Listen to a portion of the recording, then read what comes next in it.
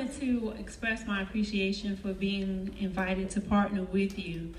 It is a passion of mine to encourage women and minorities to consider careers in STEM. And it's a special pleasure to share my experience.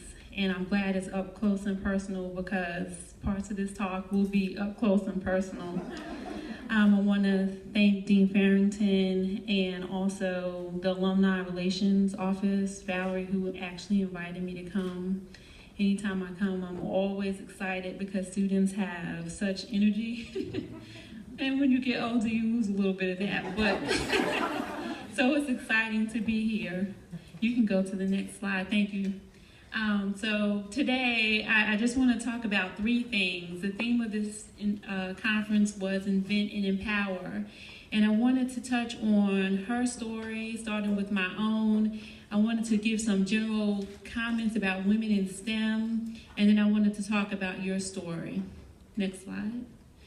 Okay, I thought it would be really great to start off by showing that there's so much talent. You'll see in these pictures the first female Chinese astronaut. You'll see the first Indian American astronaut. That's at the top right and the top bottom. And you'll also see Dr. Shirley Ann Jackson, who happens to be someone that I looked up to when I was going through graduate school. She earned the first PhD from MIT in nuclear physics in 1973. She went on to be the leader of the Nuclear Regulatory Commission and then finally president of RPI. And she's a realistic person. I've had the opportunity to meet her. So her story, I was just going to read this because this was actually in the materials, or you can read it because I can't see it exactly. See what happens when you get older. But it's really about, we're going to talk about me, and then we're going to put that in the context, the broader context of women in general, and then we'll get to your story. So, picking cotton. In the 1940s, a woman was born in Sylvania, Georgia, to a family of 12, and she was identified as being a very high potential. So let me set the stage. So 1940, 1950, it was Jim Crow law in the South of the United States, like, Virginia, Texas, Georgia. Jim Crow laws restricted the ability for women and for African Americans. So, you couldn't use the same bathroom, you couldn't go to the same schools, there was no integration. So that's the context of this setting. So a young girl was born in that setting to a family, and she worked with that family, and she picked cotton. So it's called picking cotton. And she did that, and although she had a lot of promise, because she was one of the older students, one of the older children in the family, she had to work to make ends meet. And because of that, she didn't go to school every day. She went to school every other day, and she caught up in between. Next slide. Topping tobacco. About 10 years earlier in Clarksville, Tennessee, a young man was born to a family of 11, and similar to the young lady, he was the older, one of the older children, and had to work on his family farm. Fortunately, they owned their farm, but that was still a very laborious lifestyle, and it was a struggle. Next slide. So around the 1950s, 1965, African Americans started migrating from the South to the North for opportunities. It's called the Great Migration. And these two people migrated to New York. The young man joined the Air Force. At the time, the Air Force was integrating during the Korean conflict. And he met that young lady, and they got married. And those two people are my parents. Out of that union were born several children, not many, but 3, still with us. And all 3 of us hold doctorate degrees in our respective areas. My father never had an opportunity to finish school. He went to training in the Air Force. He was known to be a tinkerer. He could fix anything. Our house was a repair shop, and he did that on the side. But I watched my parents work 2 jobs to put us in private school. We were fortunate to have other friends that were in that situation. And my mother is here with me today, and she didn't stop there. She went back to school herself and became an educator and retired as an educator. And last year she got her doctorate in theology. So that is the context of my story. And I think that I shared that because I know the tradition of Poly has been a school. We have like a lot of people who immigrate to the U.S. and people who are really getting on their feet and pulling up. And we've had some really outstanding people to come through in terms of their contribution to technology and science. So I thought I would share that little bit of story so you can see that I'm just a normal person, and that I grew up in a house just where my parents really valued education and pushed us. And we didn't have a choice, but they pushed us. So next slide. So I thought that was a little good way to kind of introduce myself and start out with that context. And then some of my bio was read. I'm from Roosevelt, Long Island. I went to Roosevelt High School. Later, we didn't stay to private school till the end, but I went to Roosevelt High School. I graduated from there and was interested in engineering, and had a really good high school teacher who encouraged me to try like STEM programs at some of the local universities like Stony Brook. And I said, oh my God, this is so hard, why am I doing it? At the time I was like, oh, I don't get it. But he said, stick with it. And when I got ready to go to school, I looked at 2 colleges, and Northeastern University, the Dean of Engineering, is very important when the dean can touch the people. Because that dean actually invited my family to come up, and afterwards, because my mother was working in the school system, they worked together and got many students from Hempstead Public School at Northeastern in engineering. But I went there, was a huge school, 40,000 students, 45,000 students at the time, and just made some great friends, and was very lucky to have friends who were doing very well in school. We just hit it, and then I started to learn things. I can remember doing integration by parts, and with one of my friends, and I thought, I'm tired, I'm going to bed, I'm not doing it. He said, get up to that board and you can do it, write it. So I started writing, I was fussing. He was like, just write it. And at the time, I was from New York, so I always thought, okay, people in the South maybe not as quick as us. And I live in the South now. And he was excellent in math. And I learned integration by parts in 15 minutes because he made me go to the board. So your colleagues and your friends or your champions can really help you, because I didn't expect that I would do that, because I said, I'm going back to the dorm, I'm tired. And he said, no, get up there and write that, and I learned it. But then leaving Northeastern, I was interested in graduate school. When I entered, give context, when I entered, I said, by the second year, I said, okay, I can't wait to get a job. I'm gonna work, this is just too much. By the time I was in my junior year, I was like, oh, I want to go to graduate school. I couldn't believe it myself. I was like, oh, I'm very interested in electromagnetics. I don't know what I'll do with it. And I talked to a professor there who happened to previously been a professor at Poly. He recommended Poly, and I applied to come here. I never intended for the PhD program. I applied for the master's program. I applied to Poly, Stony Brook, and Georgia Tech. And Poly, my then advisor's advisor called me and said, come down to visit the school. No other school said that.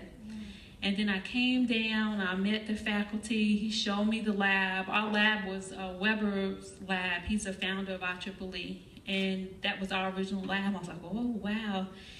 And he said, if you come here, we will help you and we will give you a stipend. We will provide for you, and we want to take you in the PhD program. So I decided that that was something I wanted to do. And so I came to Poly. Professor Quo It was my advisor.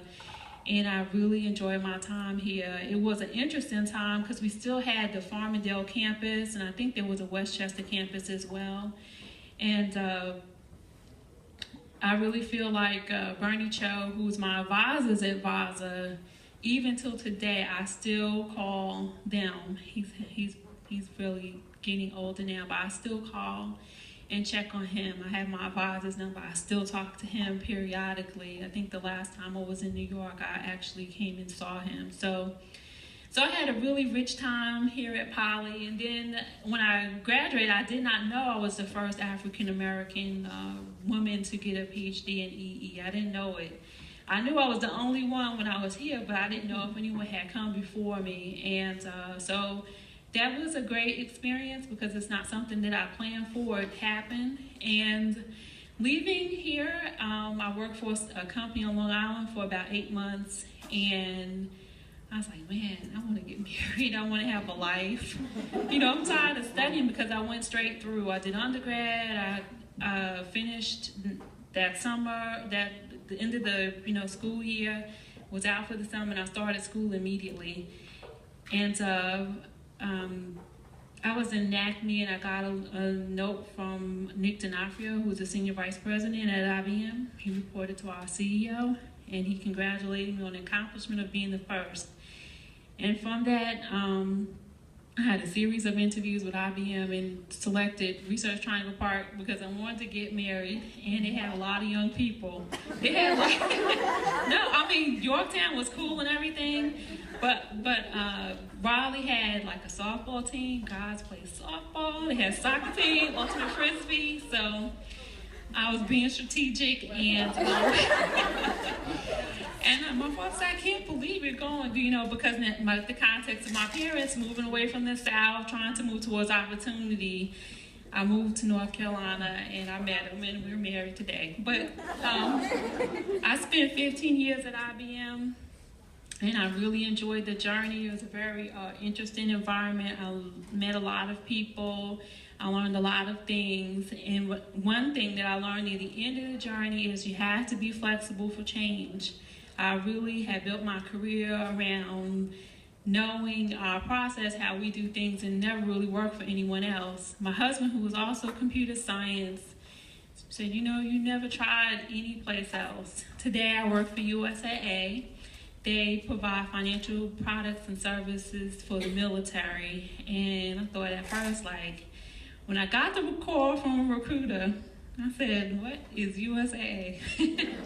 And I'm on the phone, the recruiter's talking to me about a position, and I'm Googling so I can see the company bio and have something to say because I had never heard of them. And he told me that there's an innovation team and they do research. And during my time at IBM, I found out that I had a real passion for patents. I actually have 99 issued patents right now, and I have several pending. So the 41 has been a while ago.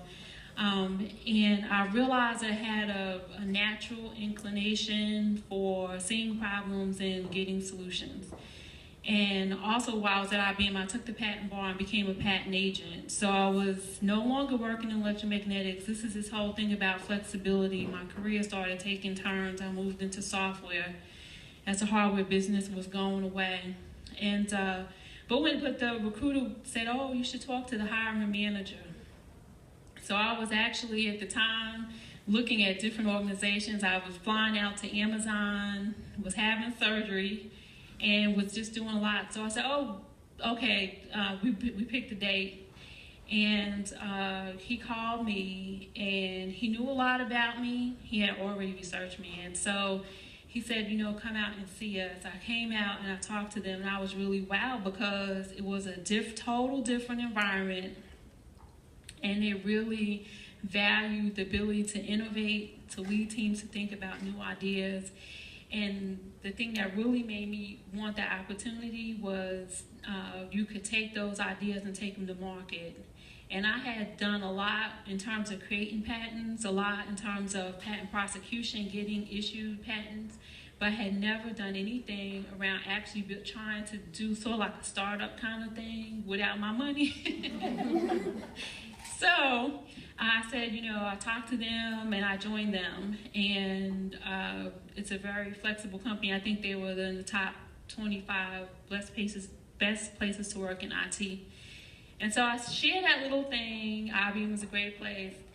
Companies are great. Be flexible, be open, look, talk about what kind of potential things you can do together so that you can have life and you can have a career.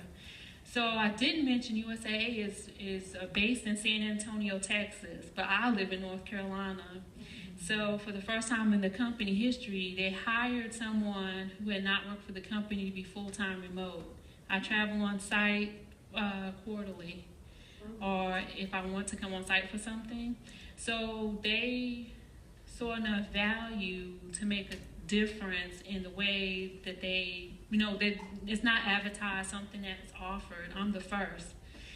And so that goes to say, when you have something that's of value, you guys can come together and mutually agree on something that's beneficial.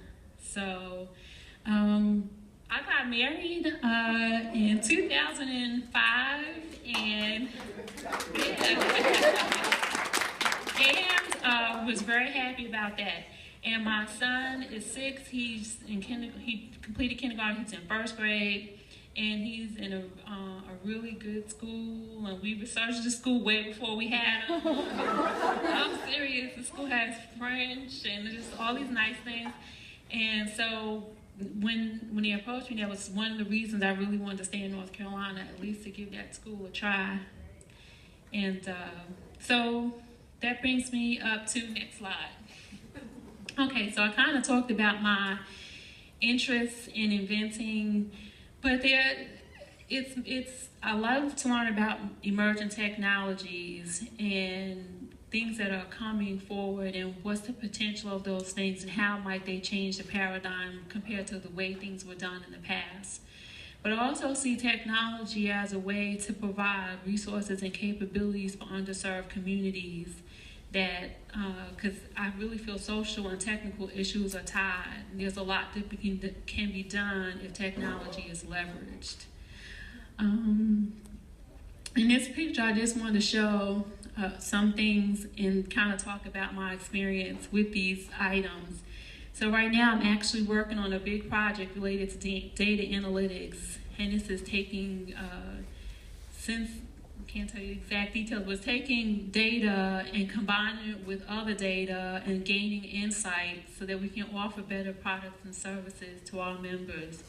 It's a very exciting project. I'm hoping that it goes all the way, because if it does, it will be the first of its kind in the marketplace. At the top, I just want to mention some hot technologies or wearable technologies. Everybody has a Pebble or Apple Watch when it's released.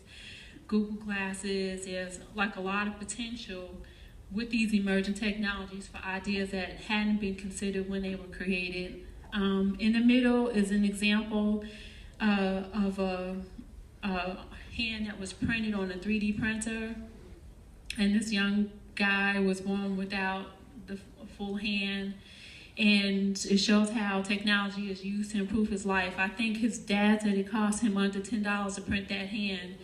If you go to an orthopedist and buy equipment, and every time he grows, that hand has to get bigger because he's growing.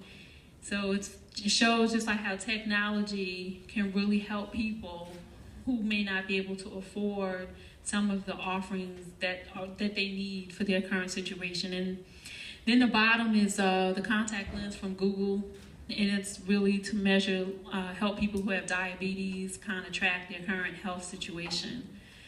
So technology is tied to health, it's tied to insights from data that we maybe didn't have before. So all these things together, and the freedom to explore is like what makes me passionate about innovation and the things that I do every day. So that's kind of it for me. Next slide, please. So I would start with a disclaimer and say that the information that you're going to see is taken from this report, was recently released. It's available online. It's from the National Science Foundation. I am not the originator of the data, so when we look at it, we're just going to get some general trends. I'm not going to be specific and do a real deep analysis, but I challenge you, it's available for free. Go get it so you know about yourself, because this has a lot to do with women. Next slide. So you can see this is just a snapshot of women in engineering from undergrad to graduate school from 93 to 2012. And one thing you can see is that we've improved from 93 to 2012 immensely when it comes to advanced degrees. But you can see like the overall percentage on the left-hand side is still pretty low. And when I looked at this data, what I saw was like, we have more people who are in the marketplace trying to get advanced degrees, and maybe we have people entering engineering in general. So the numbers should be higher. The next slide. The next one is computer science. And the thing that stuck out to me when I saw this was that with blue being 1993, 2012 being red, you can see bachelor's degrees are dropping off. And when I saw that, I thought about what's going on in Silicon Valley with Google and LinkedIn and Facebook, who they can't find women, they can't find African Americans, they say there's no pool. Now look at this. Still the doctorate area is doing very well, but those are people who are already in the market, already in the job market. And so I looked at that and I was like, wow, you know, what are we gonna do? So if you look at, and this is data from 2013, the first thing that should leap out to you, this is a chart that shows engineers that are currently working in science. So there's lots of articles about women. When they get about childbearing age, they pull out, they do something else. They've been frustrated that their career hasn't gone as they would have liked, so they pull out and do something else. But this is the people who are sticking with it and who are working, and there's no age demographics here. This is just basically a snapshot of 2013. And you can see the overwhelmingly, more than 50% is white men. Do you see that? All right. And then if you look at I looked at the brown section and I said, black women are 2%. So I was like, wow, you know, it's kind of staggering. It's just like, oh, wow.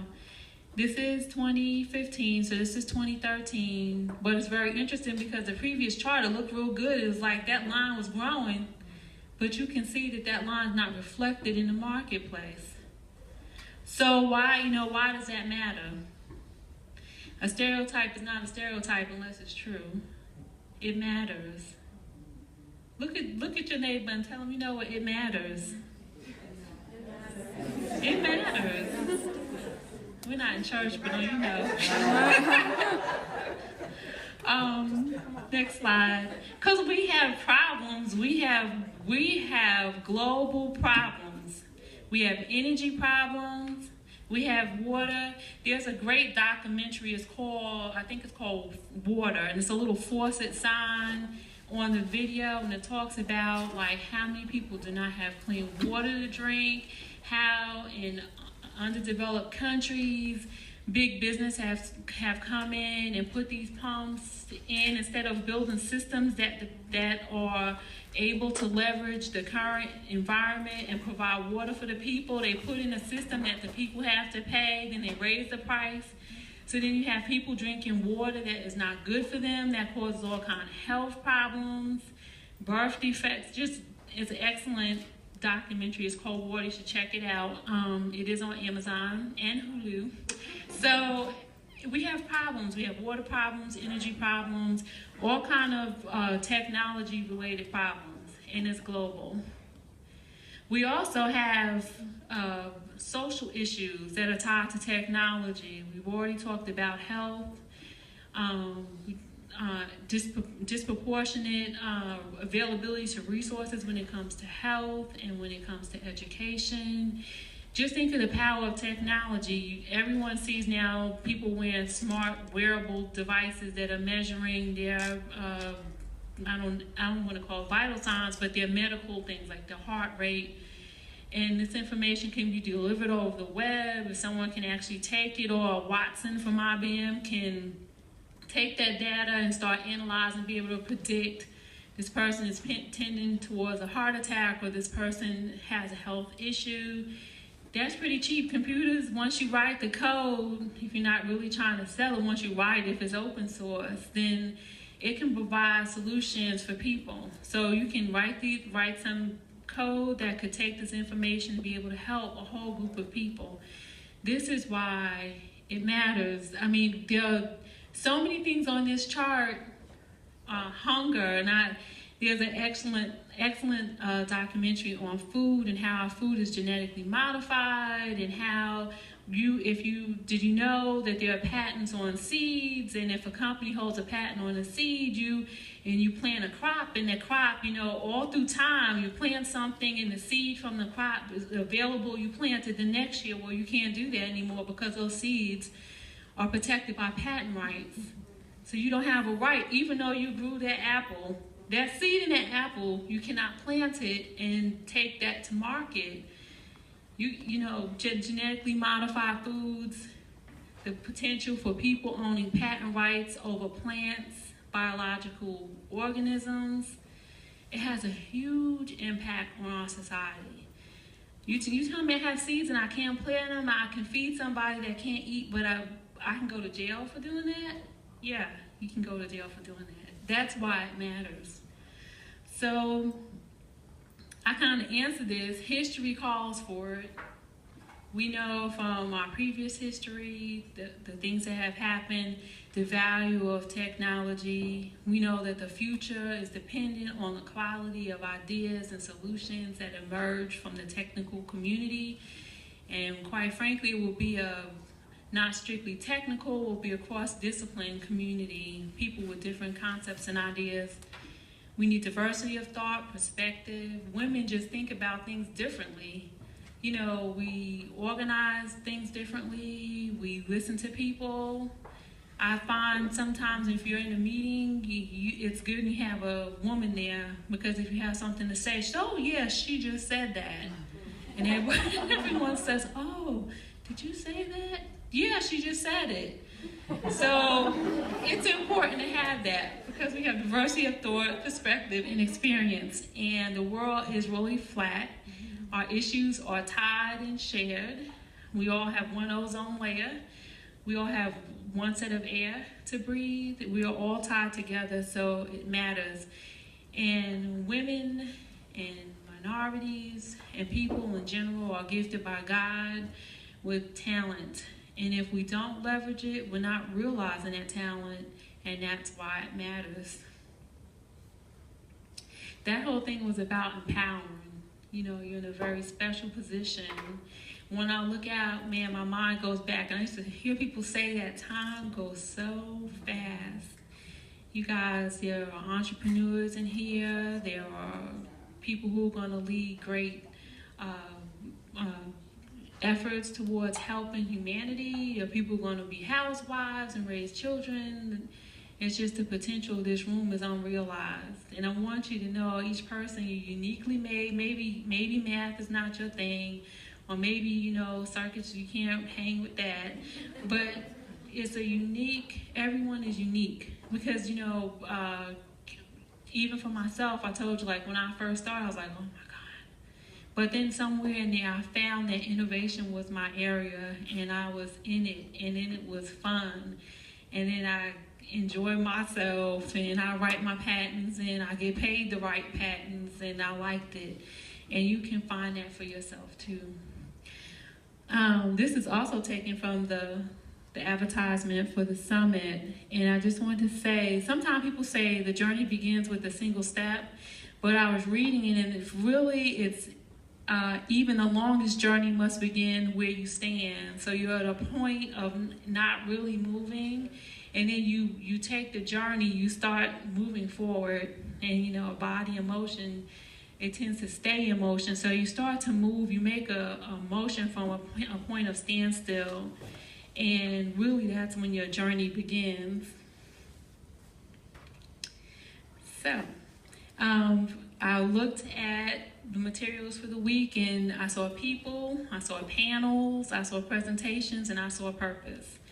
When I looked at the summit, I looked over and I said, you know, what have they already heard? What can I provide that they haven't heard? And I kind of put this together. This is what came to me from reading it. This, I guess, is my manual text analytics of what I read. But success stories, overcoming adversity, career and family, and potential for entrepreneurship. Work for somebody, be an entrepreneur. What's the potential there? So I feel like folks have talked about those things, and I tried to hit on the things that were relevant to me. But take what you learned this week and the people that you meet. Make an effort to extend beyond the folks that you know, just the students. There are many like guests here. Reach out to them. I think in the last section, someone asked about how do you identify a mentor, and it starts with just knowing what you're interested in and talking to people. I didn't mention throughout my career, I've had a variety of mentors, and I've been very blessed and fortunate for that. I've had pretty high-level mentors at IBM, and I mentioned one of them, and just like the insight that you can gain. So tonight you have a unique opportunity to leverage the folks who are here for that purpose.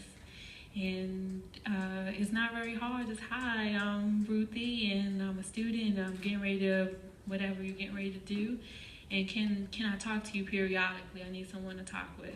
And I'm sure most people would say yes.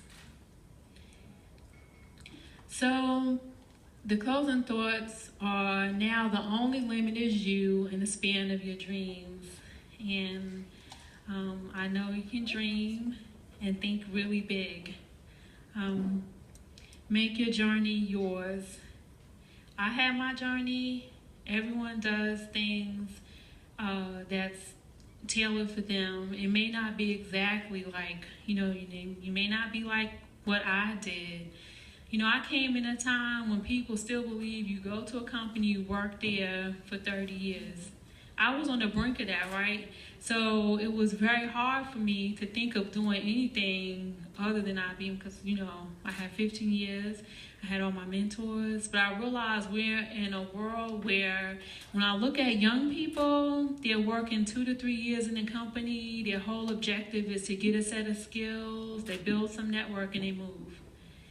And for my mentees, I'm often surprised they move, they get the skills, they get a very defined project, they do it, they move. They get an increase, they negotiate something, they get married, we need to move to Boston because their fiance's in Boston, they're gone. And it's about having a quality of life and having a career and not being scared to try that, to do those things. And I think you have a much greater reward when you are flexible. Be flexible and open to change. It may not come exactly as planned. Learn and teach others. That's the mentor and be mentored aspect. Don't just take. Give, and give. And sometimes when you're giving, people see you giving. And that's the greatest inspiration for people who sometimes can really help you to see that. And that's happened for me on several occasions. The person comes to me, and that's when they really want to do it. And sometimes I've met very senior people, and they have a very hectic schedule. And like, why would they spend time?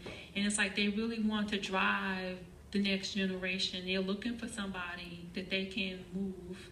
I don't know if you know what I mean. Like, they can help you move and grow. So, not yet. Make decisions without fear.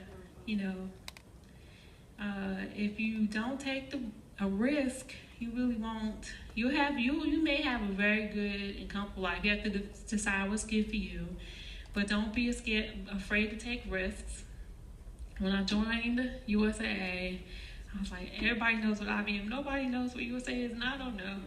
I have had, in a short span, a very good set of experiences, and something, I've had the largest bonus I've ever had in my career. And within less than 6 months of hiring, I got a raise. And I didn't ask for it. So I was like, wow, things are different outside. So,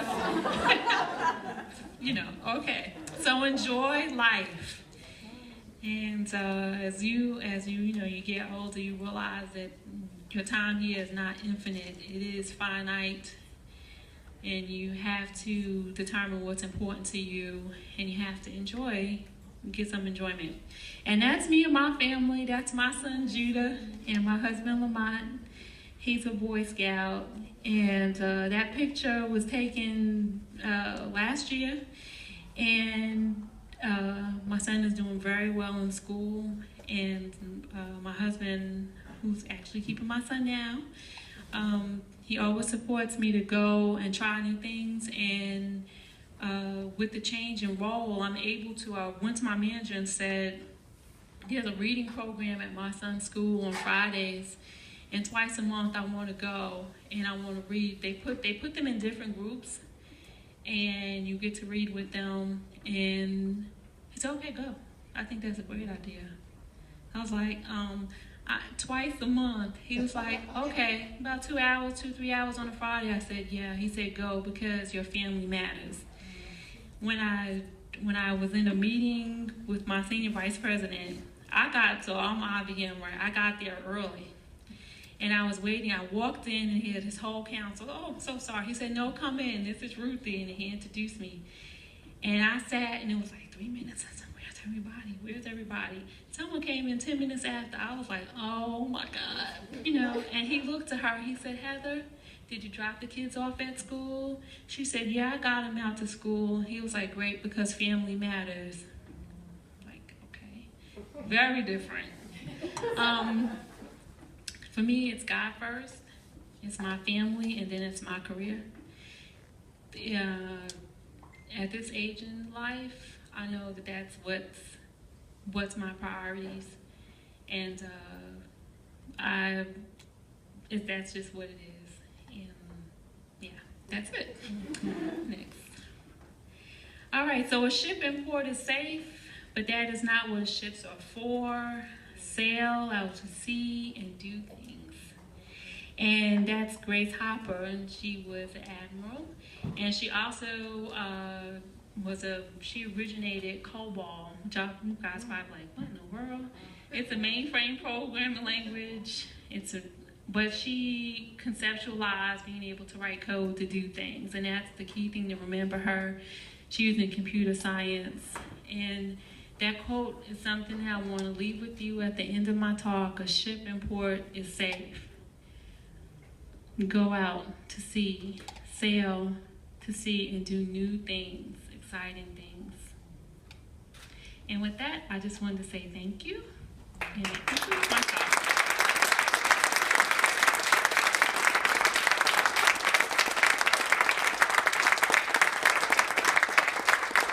And now, please give a warm welcome to the Director of Student Activities, Alicia Irwin, to present the Herstory Awards.